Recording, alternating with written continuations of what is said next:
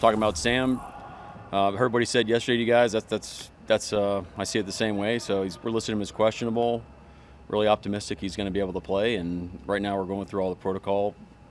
One out of caution to make sure we're ready to go. And we'll test it out tomorrow to kind of make the final decision. But we're optimistic he's going to play. And if he doesn't, or at some point he doesn't, then Drew's ready to go. And that's why Drew's here. He's doing a great job. All right, let's start with our quarterback, Dan. That oblique injury, how do you think that could potentially affect the game plan? I think we'll know early on how significant this injury is, if at all, if Sam Darnold plays. I think, number one, how he moves and how he drives the football. We got to remember that this is a quarterback that doesn't play as a statue. In this offense with Clint Kubiak as their play caller, they move him around a ton. They boot him a ton. They keeper game a ton. They get him in the play action game. And so to be able to do that, obviously that oblique and their ability to turn and then get away from people is going to be a really big deal. So I would pay attention early on, play calling wise from Seattle. Are they doing that? And then I think the second thing is, can he drive the football? A lot of quarterbacks, when they drive the football, it's a torque. It's a complete turn of your upper body, really from the hips up. And so I think paying attention early on to just the play calls, do they fall in line with who Seattle is? Because I think if they do, that tells me they feel good about the injury. If they're a little bit more keeping him stationary, I think that oblique's got something to it. Well, the good news is I don't believe it'll strain his oblique to do what I expect them to do very heavily in this game, which is he's going to hand the ball off to the running backs. The last time these teams played in Week 18, Seattle ran the ball very efficiently. They used 2 running backs, 21 personnel. They put the fullback on the field at the second highest rate of the season, and when they did so, for 11 yards, they averaged over 6 yards a clip. This Niners run defense is a glaring weakness. Now, this is where Dan's point about the boots comes in. They did hit on a couple of shot plays off of play action off of that. And Sam, they do tend to put him under center and boot him. And so that would be something you would want to keep an eye on, as Dan said, because at some point, the Niners are going to get, when the Seahawks put 21 personnel, the Niners are going to add an extra linebacker, and there will be opportunities to throw. But I do expect a very run-heavy game plan because it is what worked in Week 18, and I don't see this defense improving against it.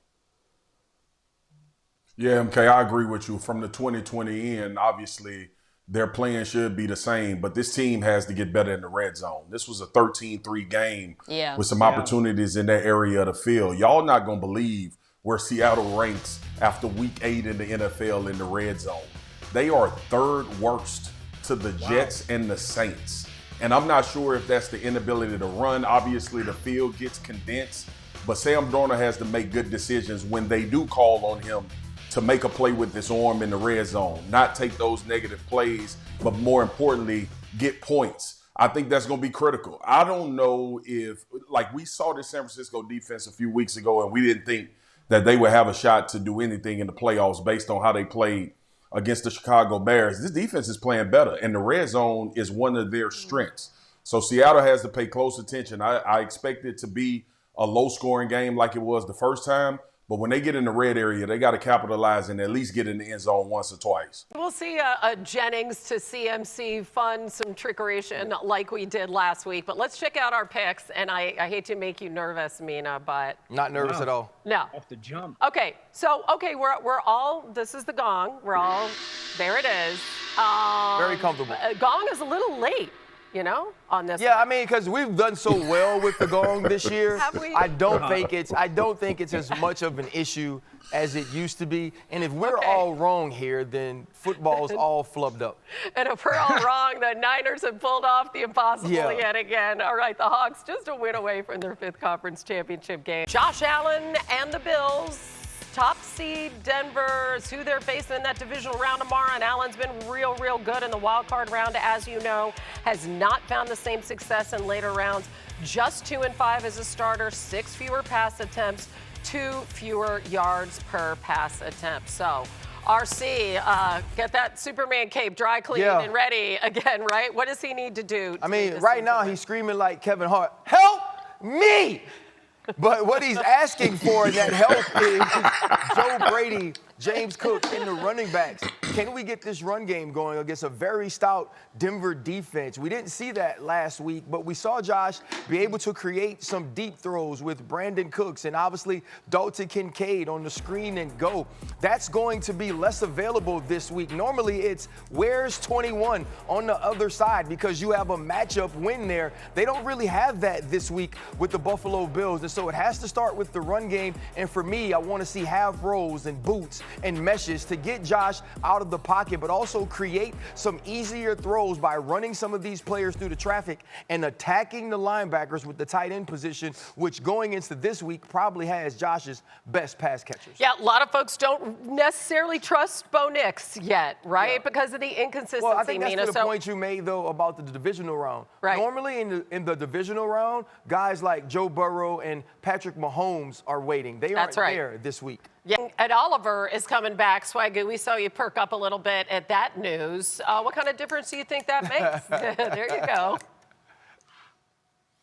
Well, look, if he's fully healthy, and I'm assuming that he can do a lot and be close to who Ed Oliver is, hopefully it's fresh legs as opposed to being a little bit rusty by not being on the field. But more importantly, we saw this Buffalo Bills defense last week thrive on big plays. That's how they beat the Jacksonville Jaguars from a defensive standpoint. Yeah. They made a bunch of big plays. So when you think about having Ed Oliver back, not only should it help you in the run game, but one of the issues for this Buffalo team has been interior pressure. Mm-hmm. And in order to get Bo Nix moving off of his spot when they do try to drop him straight back, I think this goes a long way. Y'all know how I feel about three techniques in the playoffs in critical down and distance situations. So if Ed Oliver can come back and be who Ed Oliver was before this injury, this is a major boost to this defense, because last week we saw the reincarnated Tre'Davious White come through with huge play after play after play for this defense. Now you add another guy into the mix, and I think Ed Oliver can be a difference maker if he can really go. You know what I like what Dan does? Because he talks with his hands out here and slow, he was basically like, don't try to make Bo Nix be smart. But the way he said it was so football-y and X's and O's, it was cool. He said he struggles when he has to think, Ryan. That's pretty clear. The tape is what the tape is. I'm a fan of the young man. That he's better when he reacts. He gets confused. Better when he reacts. Drake May and company got a real good look at that Texans defense and what they can do on Monday night. Since DeMeco Ryans became Houston's head coach in 2023, the Texans have 5 defensive touchdowns in the playoffs. They had 2 at the Steelers in the wild card, more than the rest of the NFL combined. Patriots head coach Mike Vrabel spoke moments ago about facing this Houston defense. No, man, we want to try to be as precise as possible. We haven't talked one time about being perfect since I've been here. You know, we're aiming for success and not perfection. Nobody's going to be perfect. We're going to need to be precise. We know how critical taking care of the football is in every game, especially against a team that's plus 16 in the turnover margin. But I've never once said that we have to be perfect at anything. You don't necessarily need to be perfect. You do need to be precise, but every now and then you need to be able to go above and beyond the X's and O's with athleticism. Let's look at the different ways the Houston Texans can get people around the ball and why Drake May being able to run, utilize his legs, will be huge. Here you see the Houston Texans. They're going to go strong with 3 people to the right side of the line of scrimmage. They know that that's going to make the Pittsburgh Steelers bring a man here, bring a man here, bring a man here, bring one here, and block out, which is going to leave Will Anderson one-on-one with the tackle. And what we're going to get from the Houston Texans is this. We're going to get Sheldon Rankins is going to get his one-on-one here, and then Will Anderson is going to attack on the outside. And this is how they get multiple hats to the quarterback. Now, you see on the rush, you have exactly what you want if you're DeMeco Ryans' defense. A one-on-one here with Sheldon Rankins using his power rush and bulldozing and bull rushing the guard. And now Will Anderson Jr. on the outside using his speed to get to the quarterback. Now, they make the play, and I'm going to pause this just for Marcus, right? When we pause it, let's go back a little bit, and let's look at Sheldon Rankins. He's not a guy that's bending just at the waist. look at the knees, look at the hips, look at the ankles. That's the type of athleticism that we get from the BMBs. And now he gets the ball, he gets it to the end zone. And that's 2 weeks in a row, D tackles of the Houston Texans have been in the end zone. Now we're going to watch the Los Angeles Chargers rush Drake May. You're going to get a tackle stunt here, and it's going to be a pick, which is going to get one of those guys free to the inside and another to the out. Now, you see when we get the junk here is going to allow him to get free, and now we'll get right to the quarterback. Watch Drake May maneuver in this pocket and get out of this. This looks like a dead quarterback, a quarterback that shouldn't be able to make a play. He will have some of these situations against the Houston Texans. With his athleticism, breaks 2 tackles, gets out of the box, and now he gets a gain of 8 yards, almost a first down. Later in that drive was a touchdown pass to Hunter Henry. If Drake May can make some of these plays against the Houston Texans, they struggled against quarterbacks that can utilize their legs. RC, I love the touchscreen and the overload front that you design. The one thing that I have absolutely loved about New England this year is every play starts with, how do we protect it? Yeah. How do we protect it? And so I've talked about all season long, the tight end in the back and the chip and the chip and the chip. Sometimes they're in the backfield, the double tight ends. And so I think Josh McDaniels having the understanding of, I'm not letting these edge rushers ruin this football game. Easier said than done, I agree and understand.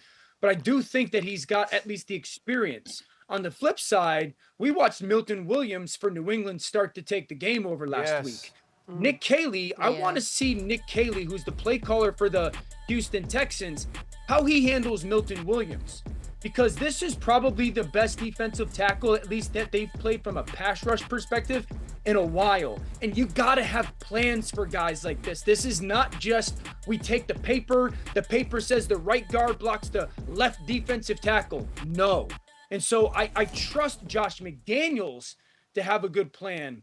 I want to see what Nick Caley dials up when it comes to how he handles Milton Williams in obvious pass situations.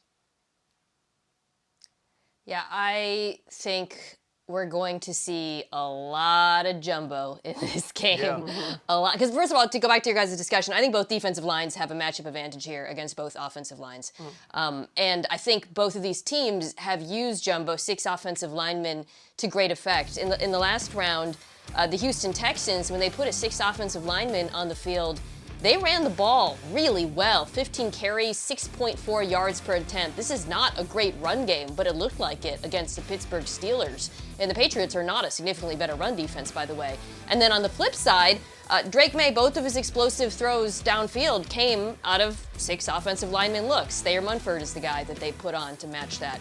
So I think both teams will try to use it to mitigate that advantage to some degree, because I think Houston has to find a way to run the ball, and I think New England has to find a way to throw the ball downfield to make this one close, because as we saw, throwing short against the Houston Texans is not a recipe for success.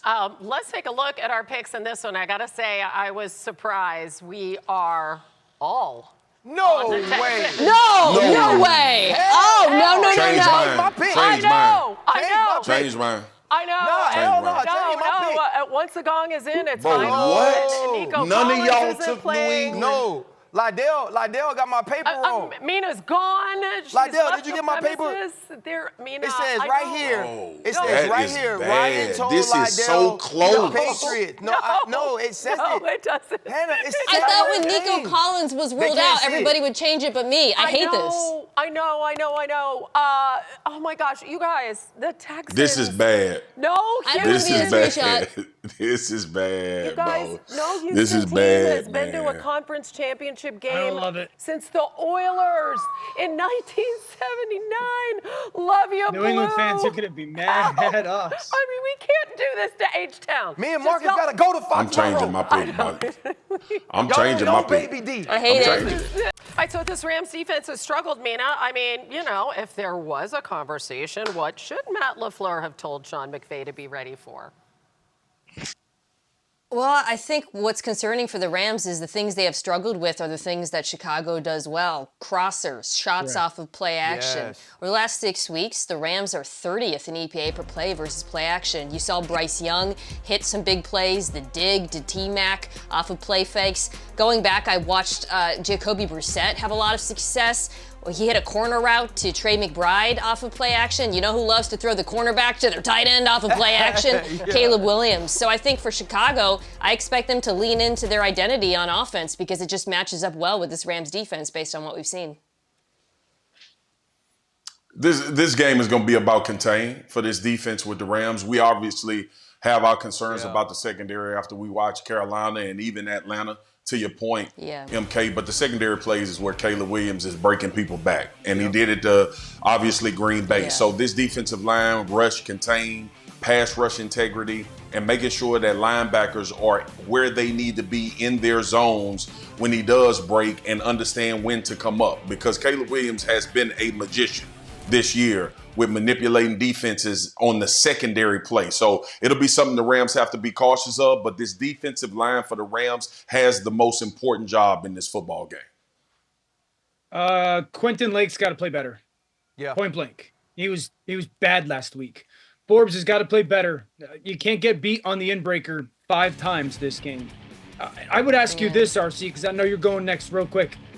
Well, I see so many blown coverages. Just blown assignments from this secondary. Why?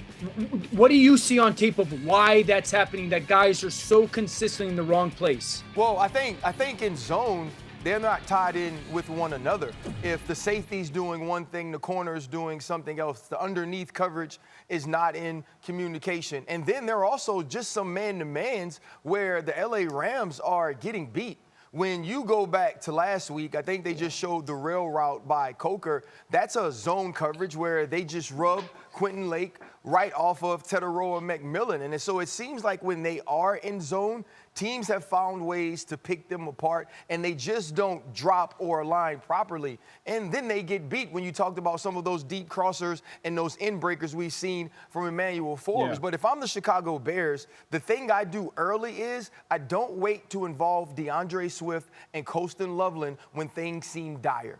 They need to start the football game with them getting touches. I think it's malpractice if Ben Johnson waits too long to get them involved in the game because, in my opinion, more so than any of the wide receivers, those are the 2 players that can create your explosive plays. Talking about 2 quarterbacks who are excellent at comebacks, right? You got Matthew Stafford, the OG, and then the guy this year, Caleb Williams. No lead is safe, and this is no, it is not a gong.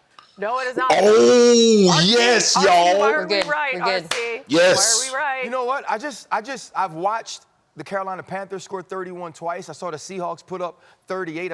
I saw Jacoby have a good day. I expect Caleb to play well 4 quarters. All right, taking it right down to the wire. We're all praying for a really good week of football. I miss you guys. Bye, guys.